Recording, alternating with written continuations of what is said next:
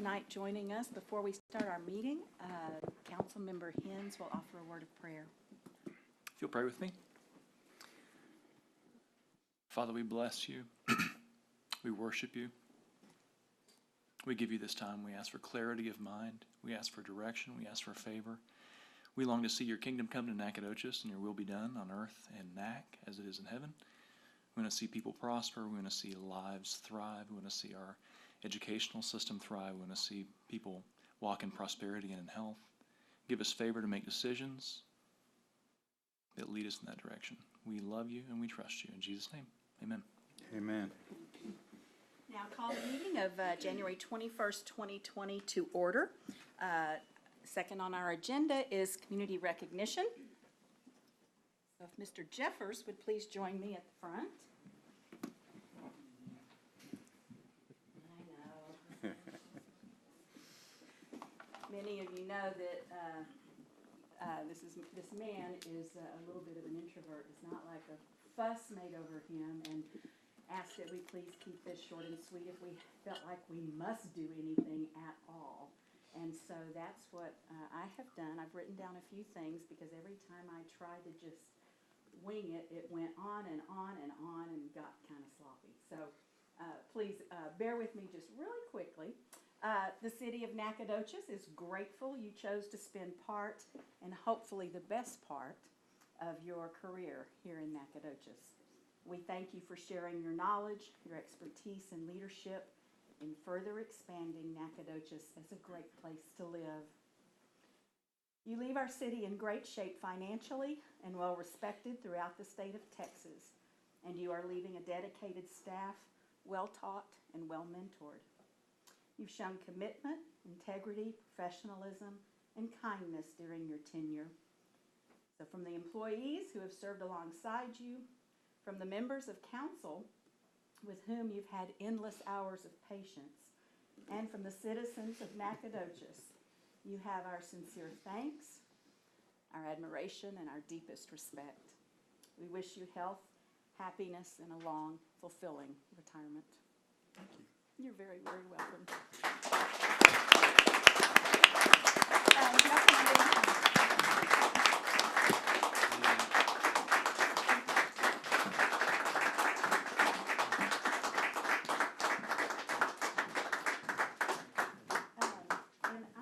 For Jan and Mr. Davis to be in this photograph also, if you all don't mind. I know, but you know, posterity, that sort of thing.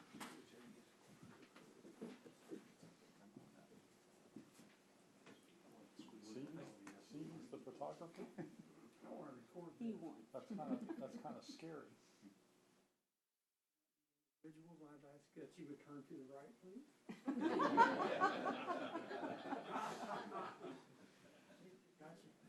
Thank you. Thank you very much.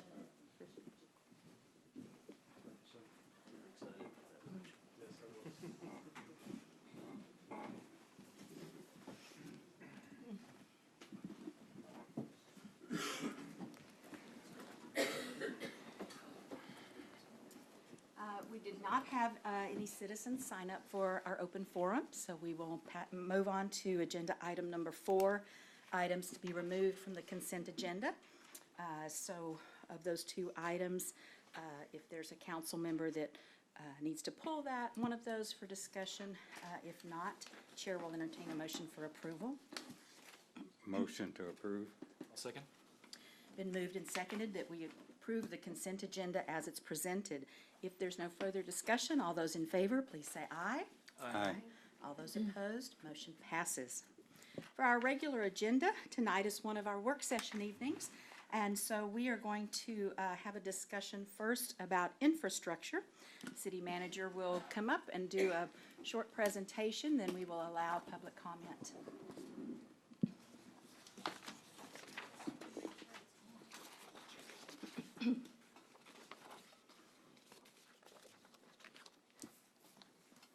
Madam Mayor, City Council, thank you for the recognition. Billing is mutual. You do great work for the citizens of Nacogdoches. As you know, we have troubles with 2 trunk mains the Lunana and the Bonita. And so this is the beginning of the process to replace those trunk mains. I think it's important that we be reminded that we set aside about $7.2 million every year in the utility fund for infrastructure. And we typically spend most, if not all, that money. I would recommend in the future that you begin setting aside $1 million, at least $1 million every year in a reserve account, and let it build up for some of these surprises that will come in the future. There are $24 million worth of projects that are pending. Many of those are underway. It is in the budget. And now we're down to what are we going to do with those two sewer trunk mains. Early on, we were looking at different figures. We're not proposing that we borrow $44 million. We'll talk about that in a minute. But in essence, these numbers can be cut at least in half, except for the 25-year debt service. Interest rate is going to be somewhere between 3 and 3.5%. We are recommending that we not borrow the money from the Texas Water Development Board. Historically, when you borrow from the Water Development Board, and they're a good thing, they're not a bad thing, but they tend to require that projects be over-engineered. And sometimes the increased cost is approaching 25% of the total project. But with interest rates at between 3 and 3.5%, we are of the opinion that that is a much better deal. When we looked at the $44 million, we anticipated that it would necessitate a rate increase between 15 and 20% to service that $2 million annually in new debt. But we're cutting that in half, if you will recall. And so you're talking about hopefully in the vicinity of 10% or less of what the rate increased, which sure is going to be much more palatable. When we look at the preliminary cost for replacing those two trunk mains, and be mindful that we are going to abandon the existing lines which are adjacent to the creeks. So when we do have failures, it creates another problem, and that is raw sewage running into those creeks. And so we want to move those lines off of the creek. And quite frankly, it's going to make more sense from a construction standpoint, except we are going to have to acquire additional right-of-way. So we're at the beginning of this process, and so what we intend to do, unless the council instructs otherwise, we'll move forward with coordinating with our bond advisor for the borrowing of about $22 million to facilitate these two projects. We could borrow more money, and also there's always needed projects, but you have the I-69 infrastructure that is on the horizon, and also since water and sewer is underneath the ground, you never know what section of line might fail next. And so I think taking a conservative approach and only doing these two badly needed projects makes sense, and that we hold additional bonding capacity for other projects in the future.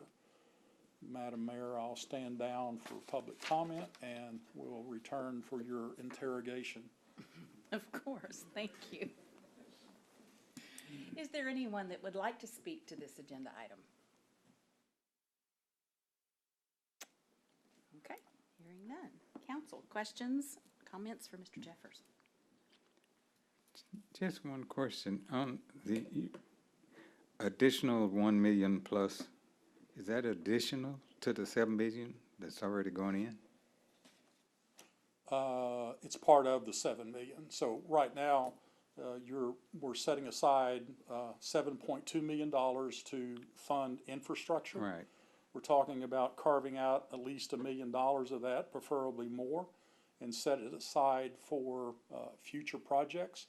I think that it is prudent to do some planning as to what those projects might look like and how long it would take to get there, and also by having an adequate reserve if something else were to have a catastrophic failure, then hopefully you have money set aside to take care of it instead of having to go out and borrow more money. As it's well known, I'm a pay-as-you-go guy. I don't like borrowing money, much to the disappointment of our bond advisors and bond counsel. But they're dancing in the streets in Dallas that we may be borrowing $22 million, which is actually a really small issuance, but it's a very critical project to get those projects done as soon as possible. They're not going to be done overnight. We have several months of design and planning before the project would actually begin. And so as the final planning progresses and the coordination with the bond advisor, then you'll hear additional information in all probability from your Director of Finance, Pam Kerbo, and also City Engineer Steve Bartlett. Was the 44 million, now that's, we're looking at 22 million, was the 22 million, was that for additional projects that's not listed? Or did No, we the take four- another look at, No, the 44 million was actually a misunderstanding between me and the bond advisor. Of course, the bond advisor said it was my fault, and so that's fine. I'm leaving, so fire me. But the real number is $22 million, and I think that part of what's happening is that the bond advisor was encouraging us to borrow more money and do more projects. That's how they make their living. As an aside, with bond advisors and bond counsel, they advise us throughout the year. Ms. Kerbo talks to them on a regular basis, and they don't charge us anything. The only time they get paid is when we borrow money, and so they're excited that we're considering borrowing $22 million. thank you. Not that we can predict catastrophic failure, but are there any other projects that engineering would say they sort of have their fingers crossed in addition to the main two here? Absolutely. Engineering is always going to have a list of projects, and that's part of the delicate dance, even though my wife says that I can't dance. But you've got to have a balancing act. We can't do everything that we think needs to be done, and it's based on best practices that a line buried underneath the ground has a life expectancy of X, but we're always pushing for Y. And so with careful planning, setting aside additional monies, then I think it puts us in the position to where we don't need to borrow more than 22 million. And once again, I'll reemphasize I-69 and that planning. You're going to most likely see a real debt with that project. That's going to be significant. But you're probably not going to be entertaining that for several years. Is it 25 years doesn't change on the new debt service, right? It can. You can borrow money. Typically, you don't want to go beyond 25 years, but 30 years is not all that unusual. Sometimes they're shorter. Now, what the bond advisor does is that they tend to lower the increased debt on the front end where it's being meshed with other money that we borrowed. But so in 5-7 years, when that other debt is paid off, then our total amount for bonded indebtedness actually stays constant. That costs more money in interest, but at 3.5%, it's not necessarily a critical issue. Anything else? No, You good? Any other comments or questions? Okay. So this conversation will be ongoing, and so that will be either on a future agenda when they are ready to present us with some additional information, or on a future workshop schedule.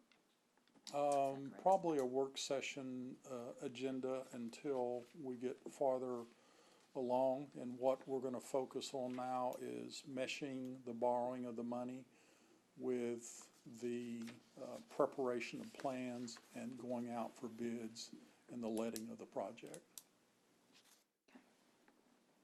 And since you're going to see somebody else up here talking about this, you may hear some different ideas, and that's okay.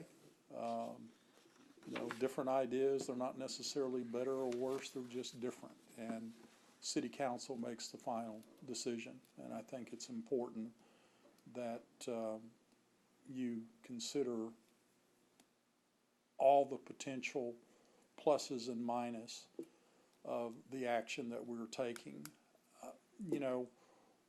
We could actually, don't be looking at Mr. Bartlett or Ms. Kerbo, because they're both liable to cringe. But we could actually make the project work without borrowing money, but it puts us in a deeper hole based on the projects that we're doing right now. Remember, we have a $22 million project, and we got $24 million for pending projects. And so with some altering of what it is that we're doing, we could pay for it, but it's pay me now or pay me later. And the projects that are in the chute, they need to be done, and they need to be done now. They're not as large as the Bonita, Lanana Creek trunk mains. Thank you very much. Thank you, ma'am. We will continue as is. Thank you. Our next topic is Community Relations Committee, and Councilmember Fisher is going to make that presentation, and then we will have public comment. Okay, thank you. Of course. When I mentioned a couple of meetings ago wanting to put a community relations committee or commission as a work session topic on the agenda, I said that the purpose of establishing it was to help improve the quality of life across the board for all Nacogdoches residents, and to provide an opportunity for structured community engagement. And I would like to take this time now to explain a little bit more what I meant by that. Typically speaking, when we look around here in city council chambers, when we see the people who participate in open forum and people sitting in the public, it is clear that there are communities that are not represented. And the question is why. I think that it's easy to say, well, some people just don't care to show up, but I think that that's dead wrong. I don't think it's that people don't care. I think that it's that some people feel that they don't have a voice, so why bother making the effort to come and to participate? And I think that what we need to do is we need to ask ourselves what it is that we are doing or not doing to make people feel that way, to make people feel disempowered or not valued. And conversely, what can we do to make them feel that it is worth their time and their effort to show up and to be a part of city government? While I know that there have been some attempts at the city level in the past to address these issues and to bridge these gulfs, no matter what we've done, we've not been successful. And I think that that's because we've not done it in a structured, systemic way. I really believe that the strength of Nacogdoches is its people. And I would hope that most people would agree that we are only benefited by being more inclusive of all Nacogdoches communities, that we're only enriched by talking to each other, by learning about each other's different life experiences, successes, and struggles. that the consideration of all voices in the conversation about what's best for our city and how best we can serve everybody is imperative to our success, not just when we're talking about policymaking or social issues or our economy, but also when we are talking about creating a shared aspirational vision of where we want to be as a community and how we can get there together. This committee, this proposal, it's about being intentional. It is about being proactive, about outreach into traditionally underrepresented communities, about inclusivity, about creating trust and building relationships. It's about creating a mechanism to address community issues, to figure out who isn't at the table and how to bring them into the conversation about what we're doing well and what it is that we can do better, and tackling those issues together so that they don't become serious problems that end up affecting our overall community well-being or impeding our prosperity. We do this already in other areas. We have NEDCO for economic development. We have brainstorming sessions and intense planning for how we can best make our economy grow. The same goes for infrastructure or for planning for I-69's arrival. We should be doing that here too. Because the thing is that all of these issues that we're talking about are community health and well-being, a thriving economy, our public schools, policy effectiveness, inclusivity, everybody having a voice, a plan for a future. All of these things are interconnected and dependent on each other. And if one is suffering, then they're all suffering and we're not doing our job right. The last thing that I want to make a point about is that the key, the hallmark really of this entire proposal is hiring a staff person. I don't think that the commission will be successful without that part.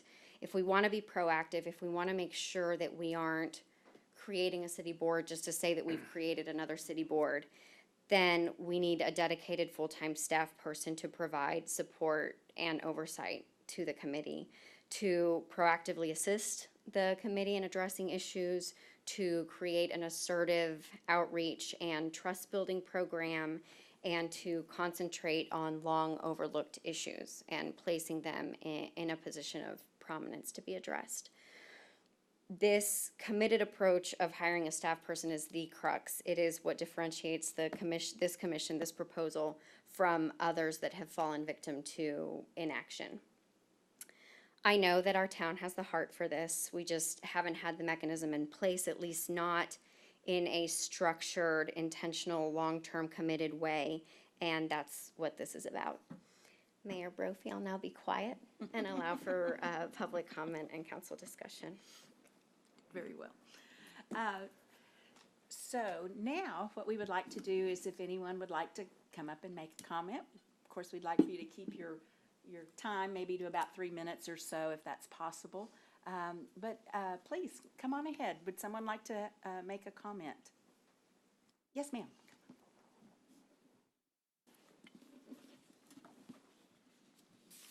Mayor, city council people, I appreciate Amelia's offering this proposal. I'd like to express support for it, for this creation of a community relations commission. Such a commission would have the potential for accessing community experience and feedback that ordinarily would not be available to the city council. As much as we hold Nacogdoches in high regard as home for each of us, we should continue to make it worthy of the regard we give it by making it the best it can be for all of us. That's all of us. A commission has a potential for helping accomplish this. Thank you. Thank you. Brenda Riggs? Yes. Okay. Yes. Would anyone else like to say something? Yes, please come forward and give your name and address, please. What is my address here? It's fine. Hi, Alton Fraley, 609 Park, somewhere off Park. I can't remember the name. Mayor Brophy and members of the City Council, I want to thank you for being here this evening. And since I've been here, and even before I got here, we were talking about what is about Nacogdoches that kind of has it kind of holding back a little bit. And the main thing is that we're all kind of doing our own random things A lot of organizations doing good work here. They're all kind of running in various different directions, sometimes even in conflict. But they have some of the same ideas they want to talk about, but we're not working together. So I really believe that having this type of an initiative can begin the conversation about creating a shared aspiration, in particular aspirational goal, kind of that vision type of thing, and really help harness all energies that are here and our resources much more effectively and efficiently, but also help create more ownership of folks around the town. Because right now, folks don't speak because they have no ownership. They don't know what it's all about. But I think if we can get folks excited about a shared something, all the resources can come together to really make a big difference in our community. And if the community thrives well, so will the school system. I guarantee you that. Thank you. Thank you very much. Anyone else?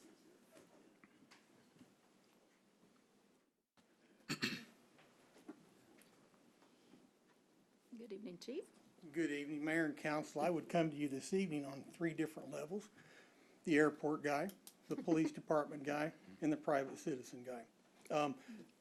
I like the idea of inclusion. I like the idea of diversity. I like the idea of giving people an avenue to discuss topics. I think Mr. Fraley brought up something interesting, and that is, why stop at the city? Why not involve in a formal way the school district, the university, and other stakeholders? If we're going to do this, I think in order to gain the inclusion and the openness that everyone seems to want, it would seem like a number of different entities could come together under one house and broaden the topics, broaden the perspectives. I also come on behalf of a constituency that hasn't been met, and that would be the employees of the city of Nacogdoches. And it would be my hope that during this discussion process that we would consider what kind of an impact this is going to have on the employees.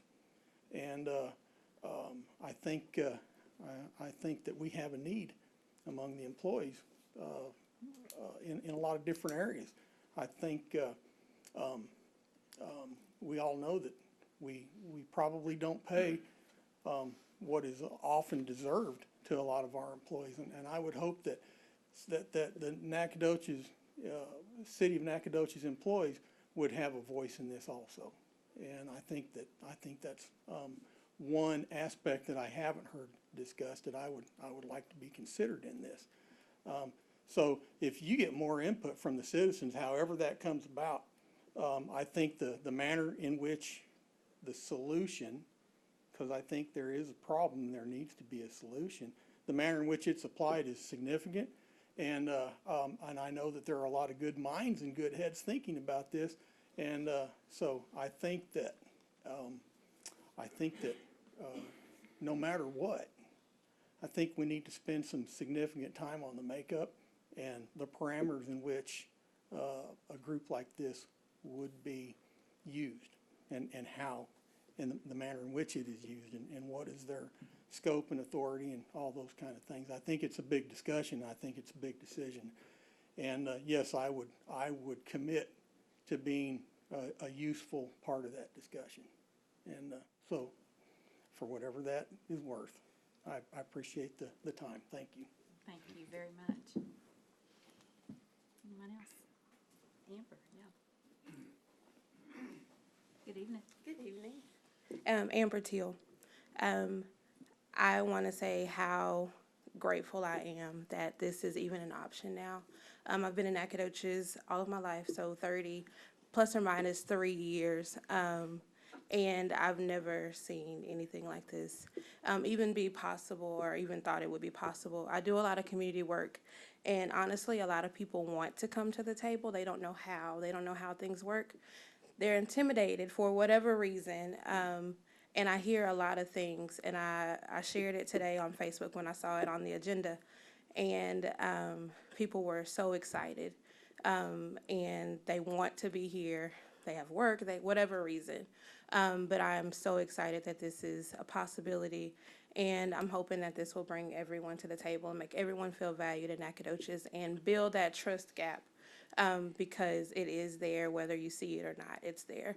And also a chance to bring all entities together, the school district, the police department, the water department, everyone to the table, because people have real issues in this city that need to be addressed and discussed, and in order to make this better, this city better.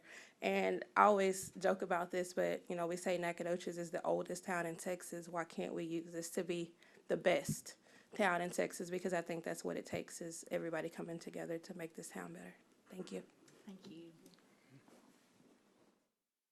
Yeah, come on. A lawyer can't show up and not talk. Sean Hightower, 115 South Street. I'm on the hospital board, as some of y'all probably know, and I just want to share the benefit that we have found having something similar to this from our hospital perspective. We have a full-time staff member who is a social worker who used to work for our hospital in the billing department with Mindy Winslow. We have taken that staff member and made them our community liaison. And his job is he goes to members of the community who are in the hospital, who have no payer system, and just talks to them about social programs that are offered to everyone, but they don't necessarily know that they qualify for. Everybody can go to the Medicaid office and apply for the paperwork, but unless somebody puts it in front of your face, a lot of people don't do that. So we've seen the hospital lose tons of money simply because we had people that had access to care, access to a payer source that they didn't even know they qualified for. So I would encourage the city to adopt what Ms. Fisher was advocating for an employee, someone who is a social worker or a sociologist that can guide the community to the right place. Like I said, the hospital has seen a direct benefit by just moving that employee to his position of just informing the community what they qualify for. And you've seen our numbers this year, we're in the black for the first time in 10 years. And that's been a tremendous asset to the community, to the hospital, just by knowing what there is available. So I think, and I'll piggyback off what Dr. Fraley was saying, we do need to involve the community, and on behalf of the hospital board, we'll do everything we can to participate in this, because I think community health and community activism and community just knowing what's going on in your community is important. So this is something that from a board member's perspective, I will do everything I can to help with the hospital board, but I think it's vitally necessary. A lot of people don't even know what access they have to services here. You as a board members probably see that every day talking to constituents. I do on the hospital board, people don't even know that they can have surgery here. They feel like they have to go to Houston and have their heart done. So the access to knowledge is an important, vital thing that I support, and I would ask that y'all support it as well. Okay, thank you. Anyone else?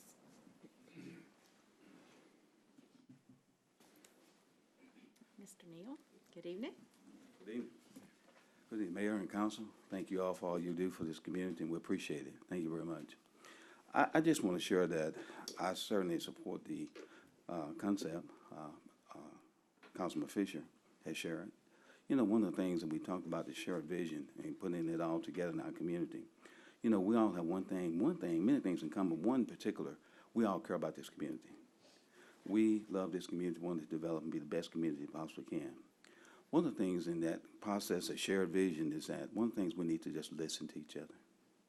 You know, once we as a conversation sit down, listen, we all have different backgrounds. We see different perspectives based on our experiences many times. We've had different experiences throughout this community. So I think as we work together and put this together and the conversation is done, let's listen to each other and grow from there. I'm going to share a very quick story with you, a personal experience. I remember several years ago when I had the opportunity to become principal of a particular wonderful campus in the district. And one of the things that I did is just listen, to get to know the staff and build relationships with them. So I think it's important that we listen and grow and understand we can grow together. So I certainly support the recommendation. Thank you. Thank you very much. Anyone else? Okay. Council, do you want to take some questions from council, or do you want to Open it up share to anything discussion else? or questions, whatever. I'm all ears. Okay. It's not so much that I have a question, but I do have a comment, and I'm pretty sure that we have in the past had committees that we have formed, with no result. But the committee itself, we have in the past chosen because of popularity. I think if we have put this committee together, we should vet them more as everybody, there's a representative from every part of the community. And not just because they're well-known. It's things they can bring to the table.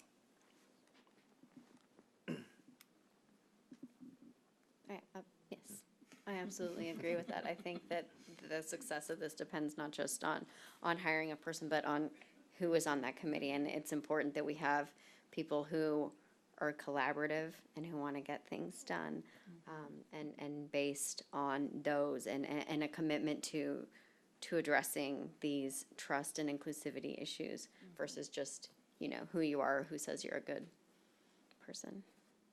I would agree with that. In general, I love the idea. It's been interesting. I've been to a handful of the Nacogdoches County Community Collaborative meetings, and I've been blown away. Mr. Fraley mentioned, but it is incredibly fragmented, but we have a tremendous number of people that are very impassioned and very committed, pouring out themselves and resources, but it's going in a ton of different directions. And so I think even seeing that group hone that a little bit has been really eye-opening for me. And I think that would help as well, as to have a little bit of leadership and direction from the city to help bring that together.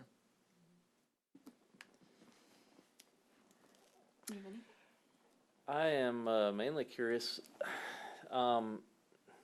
sort of how you foresee, or how any of us foresees the makeup of this committee. Would it be something where we would want to dedicate sort of specific seats on the committee to a liaison from the school district, from the university, from a number of other both governmental and other entities in town? A seat for a representative from each ward specifically, that sort of thing. Did you have any thoughts on kind of how the committee should be put together? Yes, and I want to stay away from being too rigid, so saying we have to have somebody from SFA, we have to have somebody from NISD. While I think that representation is important, or we have to have people representing certain communities or certain wards, while I think keeping in mind that diversity of opinion and background and perspective is really important as we go through making up the committee, I think that maybe there are things that matter more than check mark for the person from SFA. Sure. Like what they bring to the table, how they problem solve, how they communicate and collaborate, an understanding of what the committee is trying to do, I think would probably, I would place as maybe more important. But so to answer your question, not super strict guidelines, but keeping in mind having representatives and having people with different life experiences. And coming from different institutions. I guess Does that's that where a make sense? staff member could be very helpful in vetting Right. people who are showing interest, and then sort of distilling that down to the people who staff would actually like to work with, who thinks would work well together. Right. I think that, Because I yes. certainly see how that is absolutely key. Yeah, and what Mr. Bolden said, I think that the selection process is key in terms of running this kind of like a job interview with reference checks and really digging deep into it to make sure, because that's what's gonna make or break it, Yeah. I think. Does anybody else have any? I'm not married to that answer, so if anybody. I'd be curious to see what type of models they've had success with in other communities. I mean, surely we're not the first ones to think of this, and we've got that at our at the hospital. And I would imagine there's been the implementation of something like this at plenty of communities. I think that'd be helpful, not to reinvent the wheel. Yeah. Mr. Jeffers, do you want to speak? I know that you looked into other communities. Do you want to say anything about that? Getting too old for this. Good thing it's your last time. Yeah, it is. Thank you. We have looked at various committees throughout the state. One of the things that's interesting about ISDs is, particularly in Austin, they've been having a heated discussion about school closures. And they have a individual who is charged with, my title's wrong, race relations. And that individual wrote a pretty scathing report aimed at the school board about what you're doing is bad and this is why. I don't know that that's the right approach to challenge your bosses in that particular fashion, but that's what happened.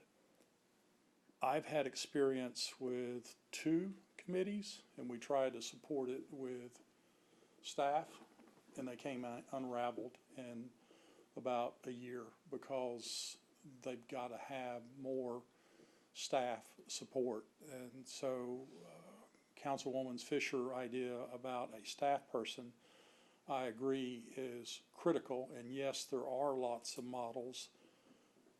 But when we check with the Texas Municipal League, what is being proposed is actually unique. Not just for a city our size. TML could not come up with any examples to where you have a commission that is selected not on the traditional way of, okay, we got to have one person from this entity, another one from that entity. No, we got to have people that want to sit down, have a open dialogue, and work together to make things better.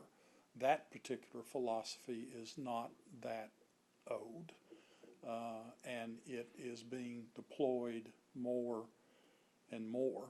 You know, this council that we have right now is very collaborative, and I can tell you from a staff standpoint, it makes it a joy to work with. You disagree, but you disagree in a respectful way, and then you recognize that it's majority rule. That's the type of committee that you want. The staff person, you know, compare them to a city manager, a school superintendent, or whatever, but they're focused on this one issue, and that is community relations. Therefore, they're going to have the opportunity with the right commission to actually make a difference in the community. But we'll continue to check for models that are successful. We've looked on a national basis, and there's more information overseas than there are in the United States. Oh, just one comment now. We've mentioned about the makeup of the board. And I do believe we need committee members from different communities, mainly because prior to, we also mentioned in the past, the communities felt like they wasn't represented and they didn't have a voice. And if we don't have representation from the other communities, it's going to be felt the same way. Nothing's going to change. Absolutely. It is a very delicate balancing act. If you have a representative from one particular community that is going to be destructive on the committee, and the committee encounters gridlock, we failed. Right. So as Councilwoman Fisher has indicated, it's more important that we have people that can work together. Preference is that they come from all the communities. If it's a 7-member commission, you can't represent all the communities. And so if it is a 7-member commission, then there's going to be some additional discussion about, okay, what would you like the ideal commission to look like? And then the difficult task is, can you get there? And that's why we require a very strong person, the staff person, to keep everybody focused. Absolutely. But I'm retired, so. How about consulting? Yeah. Yeah, being on the committee. No, sir. Thank you for the opportunity to serve. Anything else, Mayor? Thank you. Okay, so what are your next steps, would you think, for this?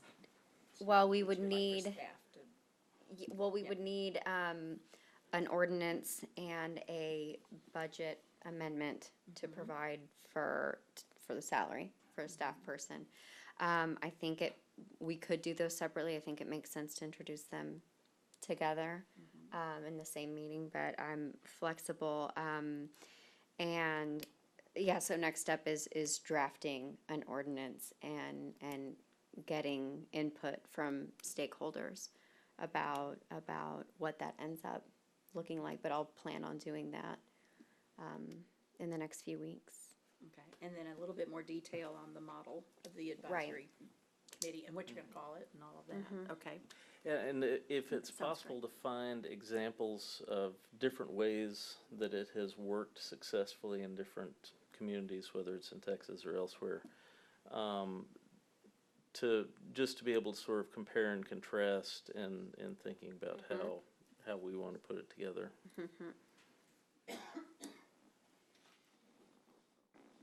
So staff you've got people in place working on this with her, I assume, right now? Is that correct? There will be. There will be before you leave, okay. Okay, terrific.